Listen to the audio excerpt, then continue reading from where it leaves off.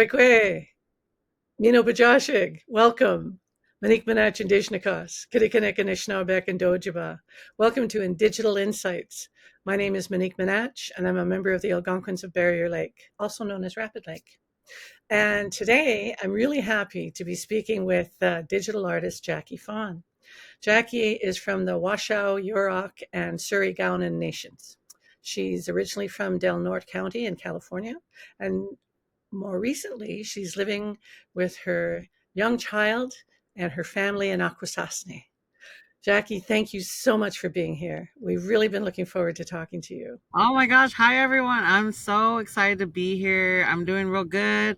Me and my husband just left DC and supporting our relatives fighting for Indigenous sovereignty and really making sure they're taken care of and doing good and hugged up on because I'm a big lover and hugs.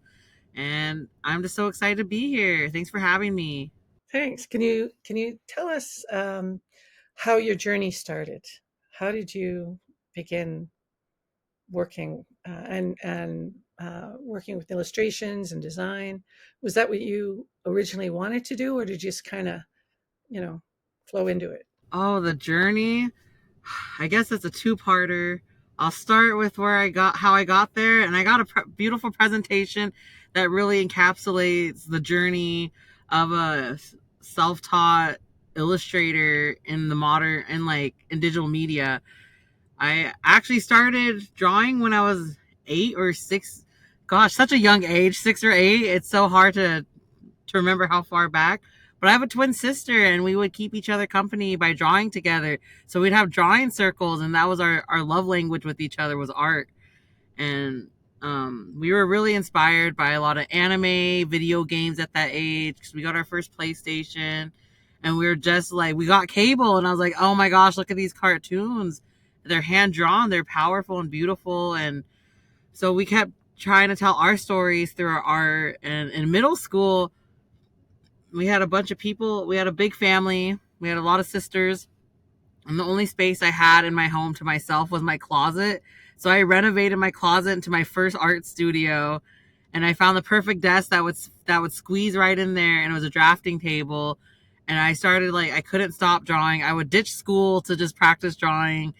And after high school, like I really wanted to pursue art, but the only school that accepted me was a film school. So I went for film, but I hung out with all the illustrators and I kept pursuing art, digital arts and graphic media through film. And I met who I needed to meet, and I met wonderful relatives and relationships along the way. But my life really took a dramatic change when I worked for Greenpeace. I always shout out Greenpeace because they've really supported me through the years, especially as like big orgs. Like it's always like you're always wondering like if they're really gonna come through and support in the ways they do, and they did. They really swooped me in their arms. I was a canvasser for a bit, and it didn't work too well because I was really young and I had a lot of fire in me, and it just was like this wasn't the fire I needed. And then they were like, "Hey, maybe you should come to a community meeting," and that's when I started using art to like really use art for creative change. And someone recognized that, and they're like, "You need to come to arts training, to Arts in Action with Greenpeace." And I was like, "Oh my goodness!" So they snuck me in. There's 3 native dudes. I was like, "There's other natives that are doing this." And they didn't like me at first. They're like, "Who is this girl? She wasn't vetted for it." I was like, "Oh my gosh, I'm so sorry. I really care. I promise." And they saw how much I cared and how much I really put into my art. Like I didn't want to hang out. I came with intentions. I came to learn. I was really hungry for something for my art. And they seen that, and they really nurtured that and fostered that. And they were stern because I'm thankful they were stern. They weren't mean, they were stern. And I needed that as a young person that was really wayward at a time that was like, what am I doing? I'm lost. I just have this passion gift, and I really need someone to help me. And they helped me so much that I was able to become a paid arts trainer for creative resistance. I was able to travel for the first time and meet other natives from different nations and hear these stories that really impacted my art. Like the stories from different nations, like, oh my goodness, my brain was unraveling, and like the vision just took over. And since then, I've just been really pursuing arts and like really cultivating how we can make arts a sustainable practice, not for corporate arts or for mainstream art, but for like actual change in native communities, and how that art can be a healing process, an action process and a storytelling process, and really like just deep rooted in our culture and indigenous voices, and just the imagery, just learning from like the different styles of art through different cultures. I'm not trying to say I like stole it, but I was really empowered by it. Like, wow, our artists, like at a time we're told we couldn't create our art, we couldn't tell our stories, do our practices, but now like we're in this beautiful renaissance, and like it's so beautiful to be part of that and really learn from other native artists that were all self-taught as well. And just that word self-taught, it's like, no, that's been embedded in us for so long that we were just give us the resources, have us accessible to art. Well, the rest is already there. It's just been waiting.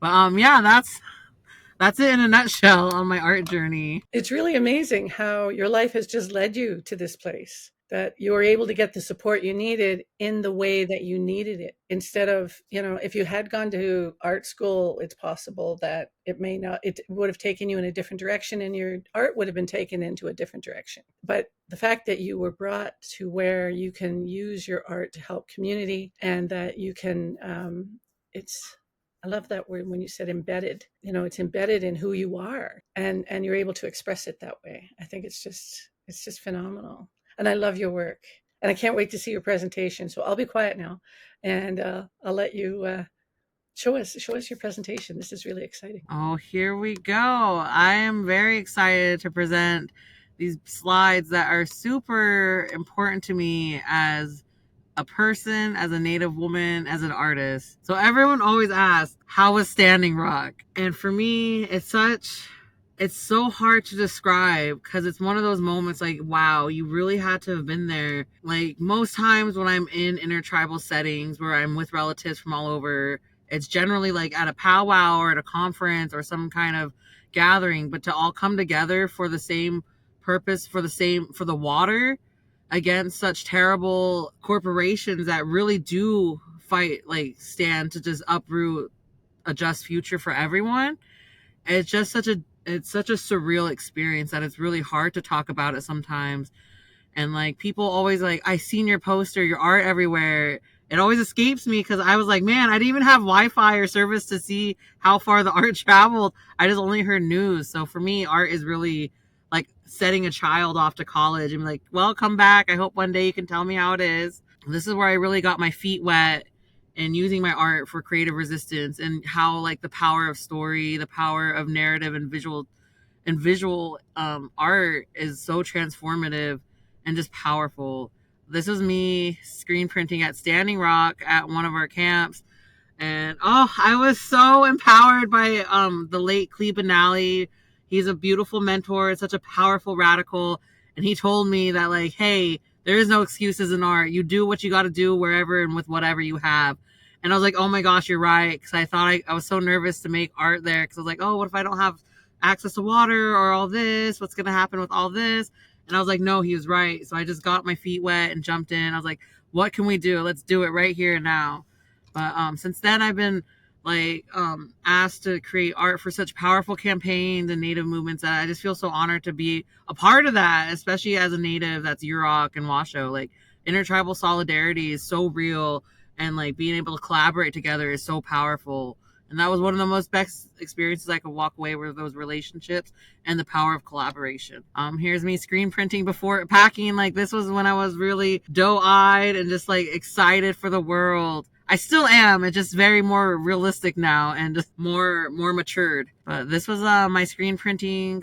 I made a bunch of screens at the Greenpeace warehouse. That's why I always say shout out, because they taught me all these beautiful skills that I never would have known until someone gave me a chance and just really like believed in my vision. And we made a bunch of screen prints. We took our screens and like made a bunch of art for different campaigns as well. This one was for Mauna Kea with my beautiful relatives who took the art and brought it to Hawaii, where the relatives are standing for their mountain, and they're fighting a giant corporation again in the name of science. They want to build a telescope on their sacred site, and Like just having art present is so transformative because it really like puts the message on why they're there instead of the media having the option to like twist it and be like, oh, well, we didn't know what their messaging was. And some more art that I did for MMIP. So it just transcends, like it's not just frontline, it's social issues, social justice, that art can be used. And it's healing just to know that there's art out there making a stand for justice. We use, when I say we, I talk about my art studio because my husband helps a lot and making sure I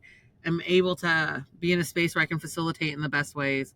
A few years ago, we did a youth workshop and giving them the access to screen print and see what that's like and just give them the tools they need and the encouragement, because that's another part of the journey, is encouraging those behind you walking in your footsteps. As an artist, a native artist, you have to really pave the way and create seats at tables that art should always be present. I'm always thankful that, what's the worst that can happen? They walk away saying no. So you'll never know unless you try, kind of situation. And I'm always trying. But here's a illustration we created for his coloring book series. I'll show the coloring books after. We got our first grant with Indian Collective, and it really helped us create several coloring book assets that we released for free as a download to teach in classrooms, especially on days like Indigenous Peoples Days, to talk about Indigenous issues, Indigenous rights, and frontline movements that are happening currently, in place of this old tale of like the Columbus history. But yeah, I always recommend checking it out. It's really awesome to see them used in classrooms and to teach the youth about things that are happening in Native country. This one was for my home. I work a lot with Save California Salmon and their fighting for bringing our salmon home and our clean river and making sure community has access to our traditional foods. And it's just so powerful to work and collaborate alongside people that are fighting real hard for a just collective future for everyone. And it's moments like these that you really see like why art is so important, and it's such a vital part in everything we do as just peoples, especially Native people, to share our culture and our histories and our traditional ways. Like, it's so cool to see this kind of art being used in TEK, traditional educational knowledge curriculum. And this was all for a set with Save California Salmon for their different projects and curriculum that they use. This one was with Segurite Land Trust in Oakland for rematriating the land, especially as like urban natives. Like, a lot of people forget that we're still here and that we're also in the cities. It's just for us like an urban res, the concrete reservations, but we're still here. And it's just so powerful to see women really passing on those knowledges through all adversities, through all like forms of colonialism. Beautiful work and such a wonderful message. It's so based in community and literally grassroots. And you're right about how you're able to tell these stories in a way that everybody can understand, and working as different nations together for these things. I think that's what we need to do. We really need to do. They kept us siloed for so long on these little reservations, and we didn't know the same thing was happening to our brothers and sisters in another nation. Like, we didn't have that communication, and now that we do, I think it will, we can have a much stronger voice, which is so incredibly important. You're right about the corporations. Did you have any? How long were you at Standing Rock? I arrived in November 2016, September 2016 was right shortly after my birthday. And we stayed until they closed the camps. And that's actually where I met my husband. And we've been together since. So it's been such a powerful time. And like, he knows like the importance of the work we create. He was the only one that came during 30-degree weather to help me paint banners in the middle of winter at Standing Rock by the wood stove. I was like, this is the only place it's gonna dry, my paint won't freeze. Are you gonna help me or no? And he's like, I'm gonna help you. So it was really powerful romance. And he's not an artist, but he's very good at keeping on track, doing the admin side of art, because it is a team effort in fighting with a pencil. I know what you mean. Um, I need help with the admin side. There's so many things that I really enjoy about what I do, but admin is not one of them.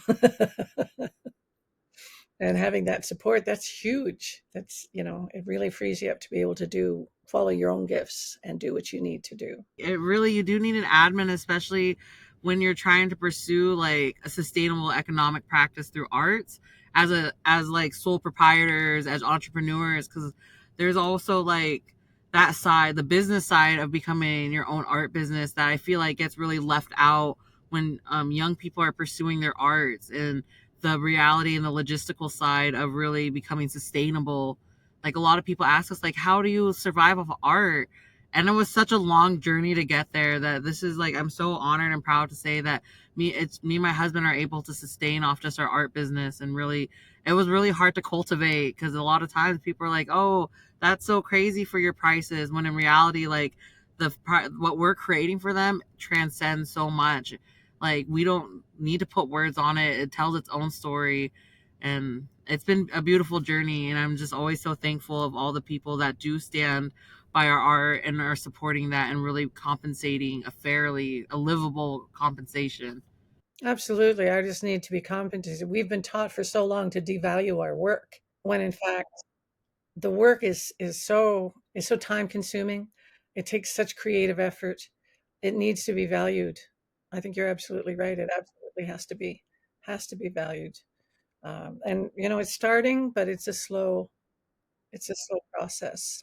And that's another thing our studio does. It's like, on top of being artists, we always try to advocate for like the economics practices with our clients. So like when you hire another client that does what we do, like, you pay them fairly, that they don't have to fight after us because we already set the ground rules. And that's another important job of being the arts, is like when I talk about carving that chair for people to sit in it after you at these tables, because it's like these companies are always like forgetting art until it's the last minute. Like, I need a quick turnaround, and then fighting for, like, you need to pay quick turnaround fees. Absolutely. I've run into that so many times. Oh, yeah, we need this by 3 weeks. No, we can't do that in 3 weeks. You want me to find an artist and then have them design and then have no. Yeah. I feel like I'm generally a really chill person, but when it becomes starts to like talk about different funding sources, I try not to go in really hot and heavy, and everyone's like, "Oh no, here comes Jackie. She's ready to shake people down." Because I've gone to several meetings in different regions where you hear all these private conversations about where the money art funding is going to go and who gets access to those fundings, and just really holding people accountable to, like, don't forget the native people and communities. Like, you need to not just be funding like institutions. You need to be funding the people's land, like the native people that you're standing on their land. So it's always so interesting, like the different sides of art, where there's times I could just be private and sit in my studio at peace, looking out my window and just dreaming and visioning. And then there's the days where I'm like, I need to go talk to this person sternly and walk up there brave. So I'm like, oh gosh, I'm a hermit by choice, but I'm forced to go be an advocate on other days. Yep. Yeah, that's what happens. I've found that a lot with artists. There's this real sense of responsibility to community. Every single Indigenous artist I've spoken to, and sometimes that's what it means. Because we have been. I mean, it's the cultural genocide. The erasing, the devaluing. Especially women. Matrilineal nations have suddenly developed a patriarchy under the Canadian Indian Act, and it completely goes against the grain of how we lived and how we raised our families. And sometimes it means that you have to stand firm, and it's not easy. It is not easy. Oh, people get mad at you. They say crazy things about you, and it's like, well, I guess it's true. Thank you. I always try to tell people I do it out of a place of love, because it's not, because I always, like, as artists, we just can't help but think and envision. We're big dreamers and envisioners. We see things that people are like, wow, I didn't know you could draw like that. I'm like, it's like, it's so real in your head that when you do draw it, it becomes reality. So when we create those art pieces on what a just future looks like, that's what I'm fighting for, because I've already seen it. I know what it looks like. I already created what that looks like, and now I have to fight for that now and voice up for it, which is so scary because there's forces that are out there that really do target you. Not long ago, I had an art page on Facebook that had almost 16,000 people, and we were targeted, and my art page got stolen. I was hacked and was given to an oil company, and all my projects that were anti pipeline, anti oil, it was just gone, and all those followers woke up to being like, why am I following this oil company? Wow. So those are things that people don't realize too. You can't, when you stand with your pencil, you become a target because they say, the pencil is louder, is the strongest sword there is. So I'm like, oh my goodness, what did I sign up for with my silly pencil? What did I That's fun. do? Yeah. Don't you love those moments? What have I done? It's interesting, and I'm just so thankful for all my homies that have my back, all my relatives that really believe it, like don't stop. And I don't have an intention to stop, so I'm just like, my husband's always worried. He's like, what are you gonna draw next? I was like, I just draw from a place of love. Apparently my love is too strong and it scares people. So I'm like, I guess I'm just, if I wasn't Captain Planet, I'd be the kid with the heart ring. I'm like, dang, I wanted to be someone cool like Earth or water, but I got heart. I love that. And I love how people want you to believe that your love is too strong. Like, how can that be? It's because they're afraid. It's their fears. And it impacts, especially, in mainstream and with companies, is because what they want, they know that what they're doing. They know they're destroying the earth, but they're greedy and they want the money. And so when someone comes up to them with love, that's their biggest fear. Yes, because love is so healing that a lot of people don't recognize that, like, a lot of communities are being targeted and being hurt, like with trauma, with anxieties, and really putting us under the pressures of capitalism, like with mental health. And when you really love someone and can heal people, that's when it becomes dangerous for these corporations because they don't want people healed and out there being known that they're carried with love, because then they can take a stand. Like, it really is all the forms of oppression, and my mightiest tool is my pencil. And I'm just so grateful that I always give mad shout outs to creator and giving me the strength to really pursue, because there's moments where I'm like, am I even doing the right thing? Am I still going to pursue this? When in reality, I know I can't stop. I don't think creator would ever let me stop. I'd probably be put in trouble in front of creator, being like, what are you doing, my girl? Stop that. I'm like, oh, I'm so sorry. And that's the hardest, my biggest monsters I fight are just like the like not anxiety, but like the fear of, like, will I be able to fulfill, like, carry my family? Will I be able to pay my bills on time? And will I be able to just, like, stay afloat in these wild economic times through art, especially through such a very specific type of art that is just like such a gamble on most days. So I'm like, oh my goodness, I'm just so thankful for everything though. Absolutely. I mean, it's on the one hand, it's such an incredible gift. And yet, on the other hand, it's such an insane responsibility. Oh, responsibility. I've had my share of responsibility over the last few months, and I'm just like, am I big sister now? Am I in the auntie era? Somebody told me this recently, and I'm going to start using it. They told me, well, my pronouns are she, her, and auntie. I've been feeling the auntie energy lately, and I'm like, oh, am I ready for this? I don't think anybody ever is. It just kind of it takes you by surprise, and you got to flow with it.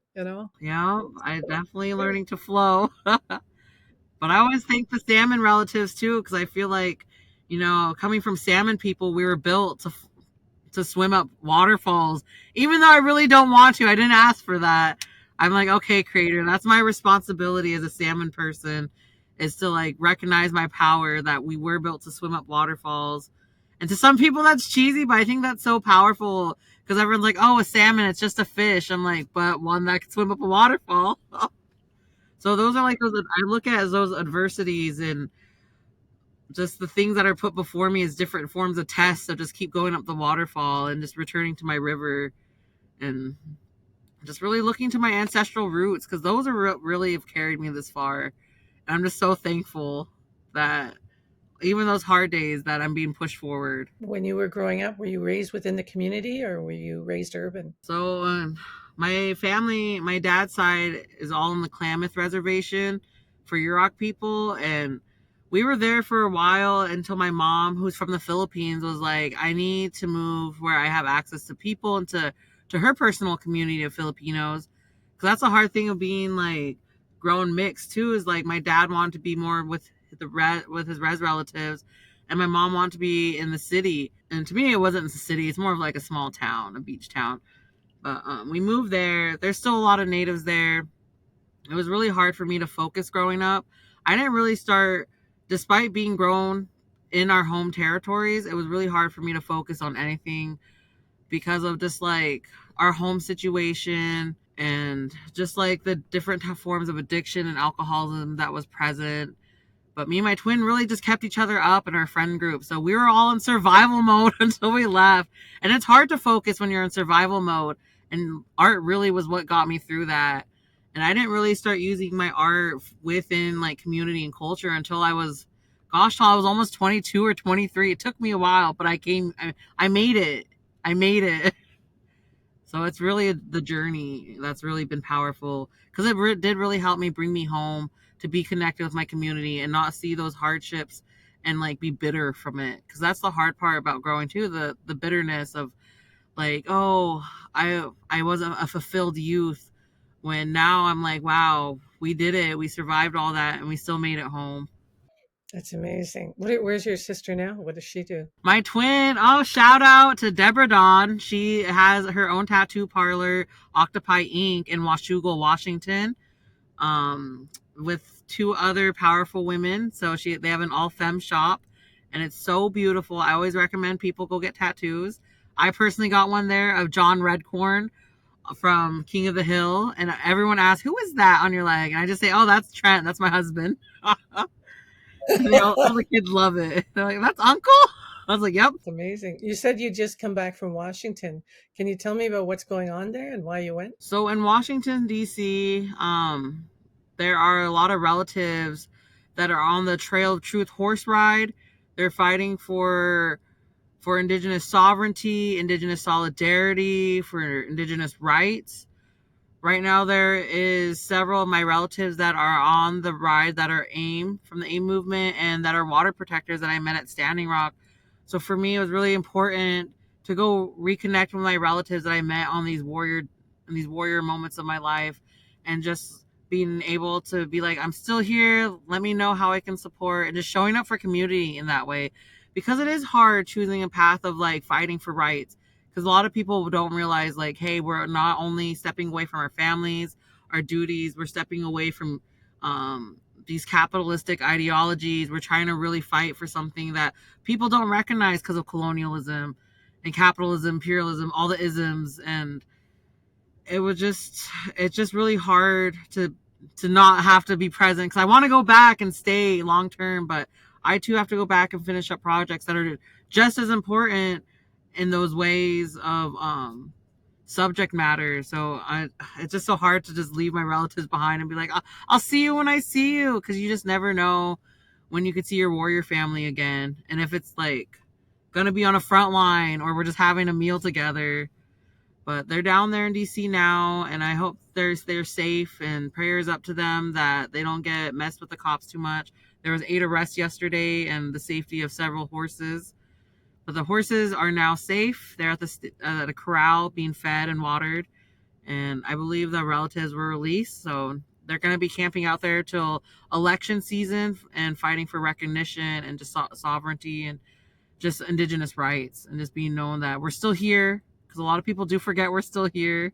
And yeah, that's why we're down in DC now. We're heading back to Akwesasne, and I'm just excited to just watch up and follow up on my relatives, because it's always so worrisome when you're against the police. Was it the police who had the horses or the people? It's the people that have the horses. They were trying to untrailer the horses so that they could be out and in the encampment, and the officer said that they didn't want them to release their horses, and it became a whole situation where the cops were going to take away the horses if people were going to get them off. And it's just another moment of like colonialism, and it's just so wild to continue to see that today, especially with everything that's happening in the world. Like, where do we come to start fighting for that collective liberation? Because we're all in this world together of everything that's happening, like towards climate change, and just wondering what tomorrow is going to bring, especially for our kids. Like, as a mom, it really is unsettling. Like, it's all I can think about. Yeah, it really makes a difference. My world was completely rocked when I had my son. I pivoted 180.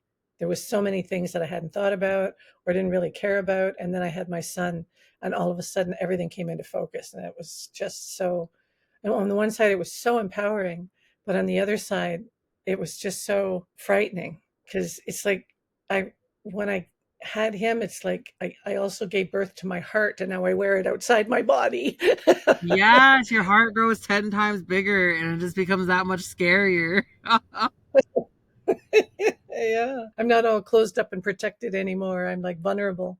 Very much. You look at the world completely different. And the struggles that like my people, my Algonquin community, there's so many with the logging and with the mining. They're trying to get in. Now that they've logged everything, they want to go in and mine. Oh, And those mines, the water will go right into the Ottawa River because that's our territory. It's all along the from the mouth of the Ottawa River right down to the St. Lawrence is Algonquin territory. And that the runoff, whatever it's called, the runoff, the slag, what have you, will go right into the Ottawa River and come right down here in Ottawa and pollute everything. And I'm thinking, you guys, you got to, you know that, right? Like this time it's not just us; it's you're gonna hurt yourselves, you know. And then the other thing was the moose, because my family really depend on moose. In the community, there's no stores. There's a school, there's a health center, and there's the band office. And so the people have always really maintained that connection to the land. And then the Quebec government was handing out all these hunting tags to hunters, and they were decimating the moose population. And now they're almost extinct. And so they had to fight for a moose moratorium to stop the moose hunt for a couple of years to let the moose kind of wow. and it's just and you know it's incredible because no matter who I talk to in the Indigenous community, that's part of the conversation. You know, that need to protect the land, to protect the water, to protect the environment. And in order for all of us to survive, like that's what I don't understand is that people don't see that we're not just trying to protect our own rights, we're trying to protect everyone's. Once it's gone, it's gone.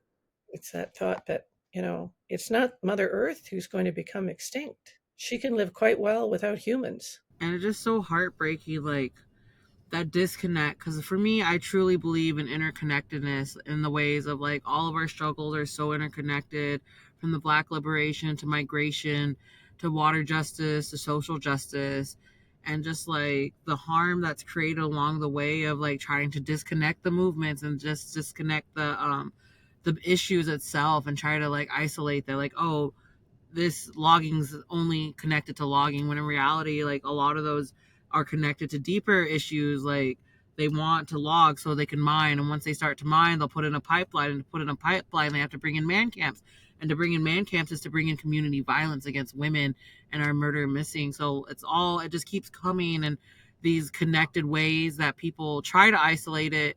And once you start to bring in the art, that's when you can really connect those bridges and really like open those pathways to people, like, wow, this is all connected. How do we tackle these issues at once rather than independently, and divide them up? Because that's when you really start to divide community and divide our resources. And once you start to create those bridges, and that's why I find art so powerful, the way that it can bridge these issues through a single image, that people are like, wow, I looked at that poster in my room for months.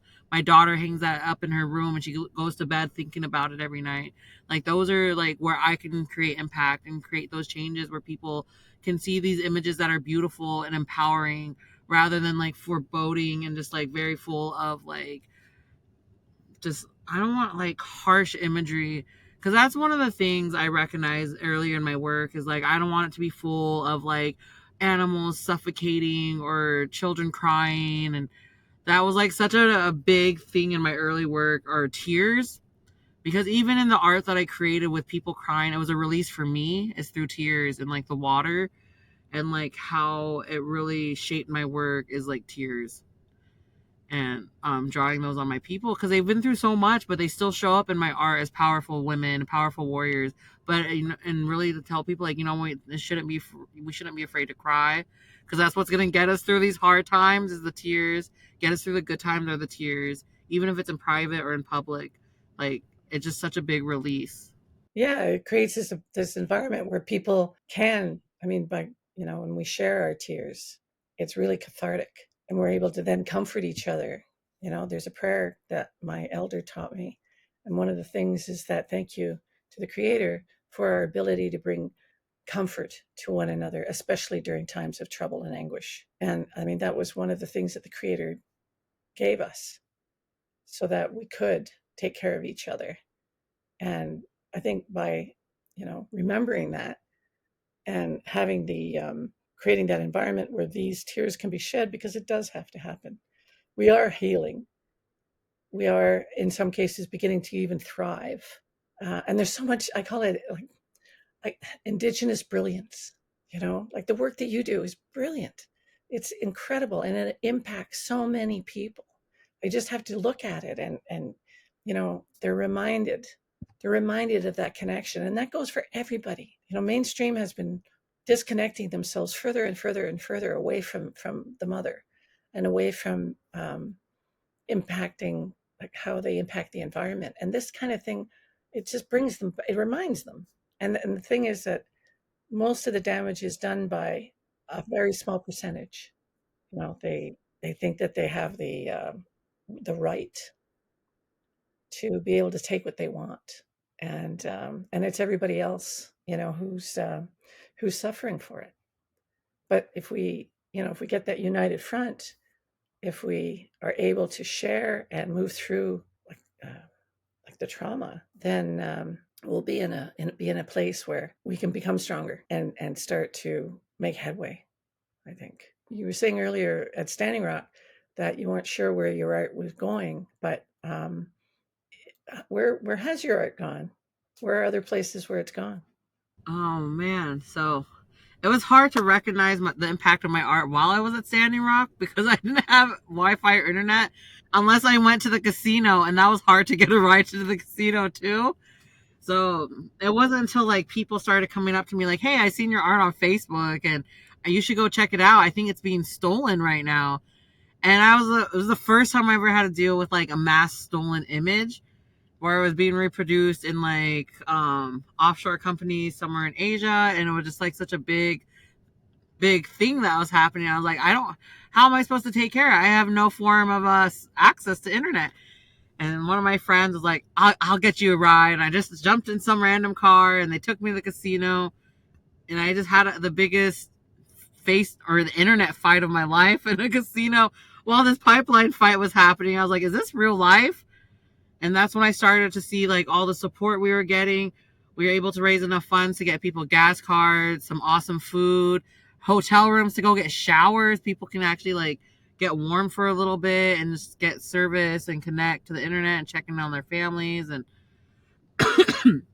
it was in that moment that I was like, man, like if I could use art in this moment, what does that look like if I can use it for the next like till I guess till I die, and how to really utilize that and like keep that momentum and the impact going from Standing Rock, because Standing Rock did transform so much of my work. It brought me to so many relatives that I call relatives today, that I look up to big sisters and big brothers as my warrior family. And like after Standing Rock end, like I didn't want that momentum to end. I kept all those relationships up with people that like wanted to keep pushing forward with the work.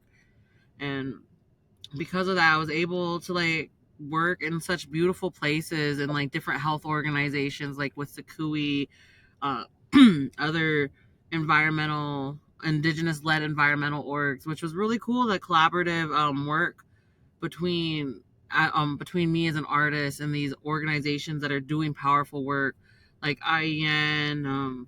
I can't even think. My brain is just like, wow, we did so much in that time for different projects regarding like domestic violence, water rights, animal rights, and education. And it just goes to show like you don't need to work for major corporations to make an income in the arts. There's so many alternative avenues. It's just really finding them and really being set on your intentions, because intentions is such a powerful card in all of this. Like if you don't have intentions behind your work, there is no impact, there is no direction. Because for me, like I really do believe in the power intentions. When people see my work, they're like, damn, that hit me in a way that I didn't know was going to hit me. And I've had people try to say, oh, your work is AI. And I was like, actually, no, I hand draw it. Here's the artboard. And they're like, oh my God, she drew that by hand. And it just catches people off guard, because as we're entering such a digital era, people forget that things are made by hand in a lot of ways. And I use digital media to color, like for Photoshop and drawing, but everything I draw is done on paper and ink. And it's such an interesting process in this day and age because a lot of people are just like quick to say, oh, that's AI. And it's such a new frontier that even I get caught off guard sometimes. But because of the power of intentions, it really like shows the humanity in my work and just that realness that people are like, dang, that was made by a human. Like, yeah, that was. And that was made by someone that really believes in this kind of stuff and will dedicate her entire life and passion and work and career to this idea of a collective future or collective liberation for everybody, not just Native people, but everyone. Standing Rock led me to the power of intentions. Excellent. Yeah. Well, I mean, it can't be a coincidence that your work got hacked while you were at Standing Rock, especially by an oil company. Yeah, it happens, Yeah, but but the timing seems to me, I mean, maybe I'm being a little conspiracy theory here, but the timing seems to me to be, like, wait a minute, you're fighting against an oil company. Your work must have been making an impact because then they targeted your work and they hacked into your Facebook. and it's not something new because they most people that get targeted in the beginning are always going to be the artists and journalists. Those are the first people that are going to get taken out, and it's happened in the past. And I always think about Charlie Hebdo. Like that was wild to me that people that are creating with messages, intentions, are targets. And it could be like the most kindest art, the most impacting art, the most powerful, and like art created out of love. And you still get like targeted because of how powerful care is and how powerful love is. And I'm just like, okay, I guess I am the heart. Absolutely. I mean, that's, when they start seeing, it's like you're poking your head up out of the, you know, looking around. There's one. It's like they're playing whack-a-mole, as soon as Yeah. you poke your head, like whack, because they know they're fully aware of how important and how impactful the art is, and the stories are, the journalism side, the stories. And they don't want, I mean, that camp you were talking about in Washington, I have heard nothing about that. I mean, I know it's the States and everything, but you'd think there would be something somewhere on my social media or on something. And that's when it comes to shadow banning and just restrictions, because that is an issue they're having down there. Is like when they try to go live, they get blocked or get cut off through live streams. I got shadow banned trying to uplift the movement's work many a times, and it's just such a real issue that people like want to think it's a conspiracy, but in reality it's a practice for them that like they mobilize against anything that's for change. And it's just like the new frontier of the digital world. And I have these conversations a lot with my other fellow artist friends that are more traditional mediums. And as a digital artist, it's so interesting, especially as Native people, because everyone wants, like, when they think of Native arts, they think of traditional arts, when there's a whole roster of incredible contemporary Native artists. And I'm just so, like, amazed by the diverseness of like Native artists. Like we're so diverse that people forget that we're allowed to keep growing and expanding like anyone else, that we're not just one monolith of what Native people are. And it's just like so powerful to be even recognize that my art is in that contemporary world. Because for me, I'm just a mom at home drawing away with these visions of like an awesome future for my kids. And just being able to be recognized in that field is so cool for me because I'm such a big nerd. And it's such an honor. It's such an honor to even have relatives be like, I love your stuff, sis. Keep going, big sis. I'm like, damn, that means a lot. Absolutely. And it does. I mean, it gets out there where people can, it changes minds. It changes hearts, which I think is even more important. It changes hearts. And maybe through that, we won't have to. West Wetton was one of the big pipeline issues up here. And, it kills me because the government, um, we had a whole couple of years there where Cindy Blackstock and her organization, it has to do with child welfare, because the child welfare on reserve wasn't getting the same funding as the mainstream child welfare. So she took the government to the Human Rights Tribunal several times, and they got an amount to say, okay, this is how much you need to give to these, that you need to increase. the funding for these unreserved child welfare systems in order for them to be on par, just on par with the mainstream. And the government still hasn't. I think it's like at this point, they've been taken back like 9 or 10 times. They still haven't done it. And yet they spend billions of dollars when they bought out the pipeline from the oil company. They can't bring parity to child welfare services on reserve, but they can buy a pipeline. Like, kind of talks to their priorities, I think. And that's, to me, it's just a continuation of what the government has always done. We stand between them and the resources. We always have. And I think where they're not listening to words, they might feel the artwork. That's an emotional response, which I think is what is really needed. Well, they talk about reconciliation, but for me, reconciliation, first you have to have truth. And until the history, and not just the history, but the ongoing contemporary issues around Indigenous land rights, sovereignty, everything, until that's normalized within mainstream society, there can be no reconciliation. But once it has been normalized and everyone's aware, well, then reconciliation happens organically. It's an outcome. And I think artwork, your art, is how we're going to get there. I mean, I can sit here and talk my head off. It's not going to make as much of an impact as that one image. You said something about one of your images was for a comic book. Oh, for a coloring book. So with the beauty of art, I get to dabble in many fields, and I am working on a comic project called Rez Days, which is so beautiful. It talks about decolonizing romance amongst frontline Native warriors, because as Native people, like, we also got to consider like our traumas and like what it looks like to have a healthy relationship. Because to me, I also am a big lover, and I really want all Native couples to win, but not a lot of people recognize we come with so much trauma that even if we desire a healthy romance, sometimes it's not accessible in ways that are like in mental care and emotional care. And those are things that are really important to me as as a as a Native person, as a mother, and just like making sure that my relatives that are falling in love are able to do it in a safe way where it's not a trauma response or in harm. Because that's one thing people just assume is like, oh, Native love is toxic, when in reality it's like, no, there's so much trauma. So that comic really deals and delves into the world of activism and traumas and healing and what that looks like in a very beautiful way through our traditional stories in a modern setting. So I'm really excited for that project. I always tell people, check out Rez Days. It's real cute. But one powerful series of ours, I got a few of them with me because we print them out. It's backwards on the camera, but this is our coloring book, Colors of the Land and Love for the Klamath and the People. And they're super exciting. They're free for download on our website. It talks about different issues.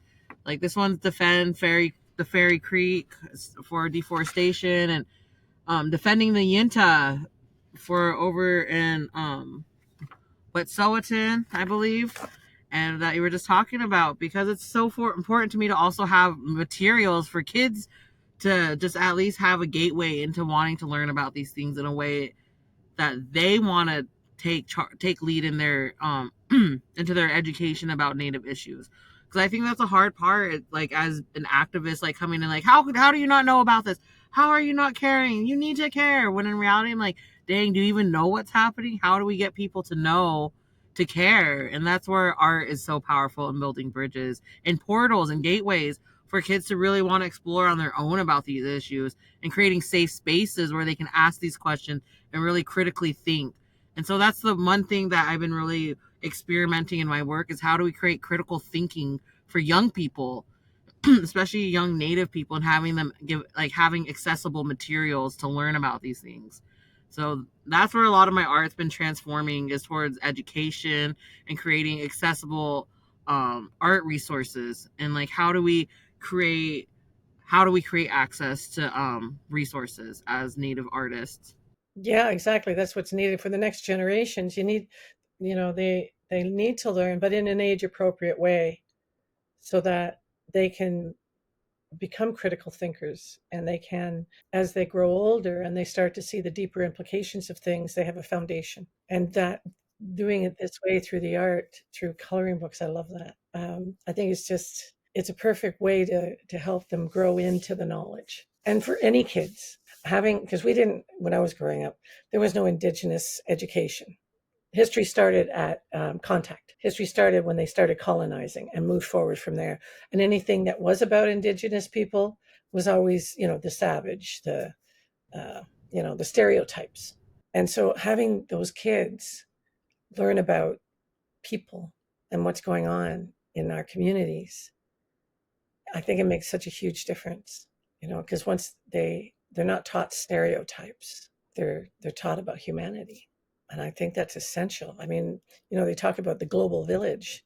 The world is getting smaller. And, we're really starting to realize that what's happening in one part of the world will impact another part of the world. How we do things really, all over really makes a difference. And for the next generations, they say what is it? We borrow from our children. We borrow the world from our children. We really do. We really do. So, do you have any projects that are coming up that you want to tell us about? Some things, some hopes for projects? Are you going to? Is there another?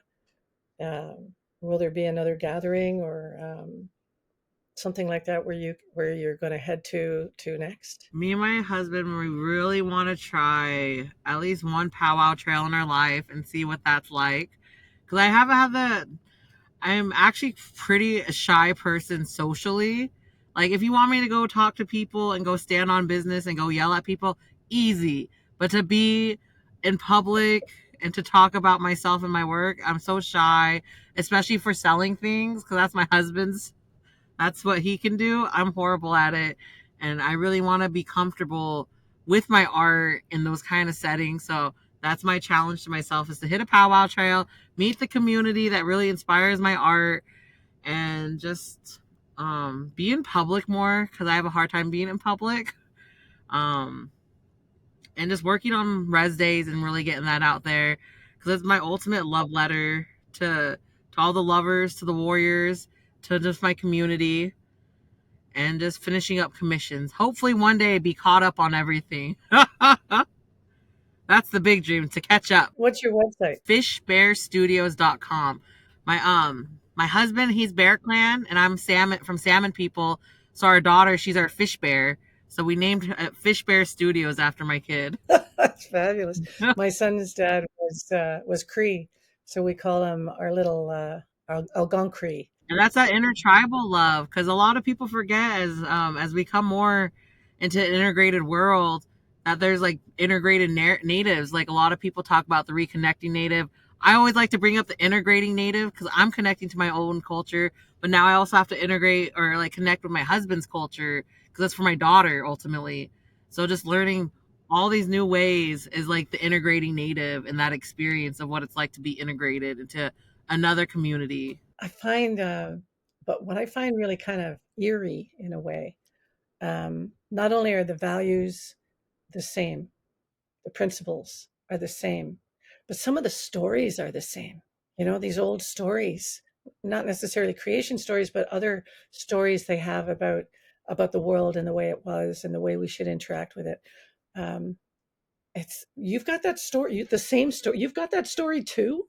It's mind blowing how many nations will have that similar story. Usually they're coyote stories too.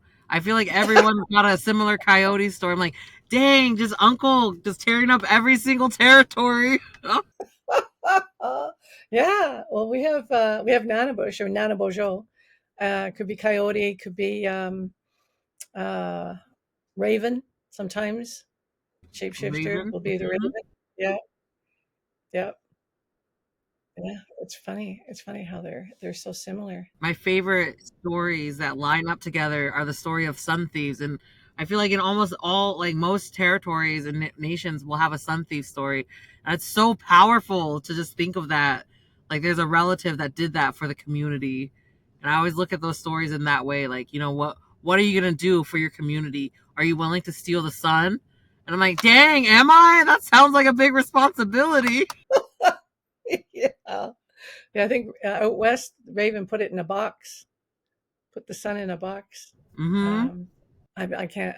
I'm trying to think of if I've heard any from my community. I think there was some stuff, but I'm not clear enough on it. There's Fox that stole one. Spider stole a sun. Fox, Coyote, Raven, Spider. Who else? There was another trickster that stole the sun. But I'm like, all those stories just wow me. Anytime I get the honor or the pleasure of hearing one, I'm like, man, they did that for their people. I'm like, to be that brave and bold. Yeah, yeah, exactly. Just to be, it helps you. It must help you to keep doing what you're doing, to be able to keep going, even though sometimes it's scary. Sometimes it's depressing or disappointing or, God, when this is going to end. But, but we have those stories for a reason. We do. And I'm so appreciative for every story I've been told or that's been shared with me because I take those to heart. I'm like, these stories have survived, withstood the test of time for my ears to even hear these stories. I'm like, wow. And and it really just has transformed so much of my work. Yeah. There's so many that I've heard that have to do with, the least among the animals, the smallest, or the one with the fewest skills. And they go ahead and they do something that's absolutely heroic. They think, if the muskrat can do that, you know, Go if the muskrat. all right, if the mouse can do that, Hummingbird. exactly. Maybe I can, do this. Mm-hmm. Well, it's been an absolute pleasure talking with you today, Jackie. Thank you so much for having me. And we'll keep an eye out for more of your work. Yes, thank you. I hope to come to Gatineau soon and we can hang out in real time and see some cool art in person. I'd like that. I really would. That'd be fabulous.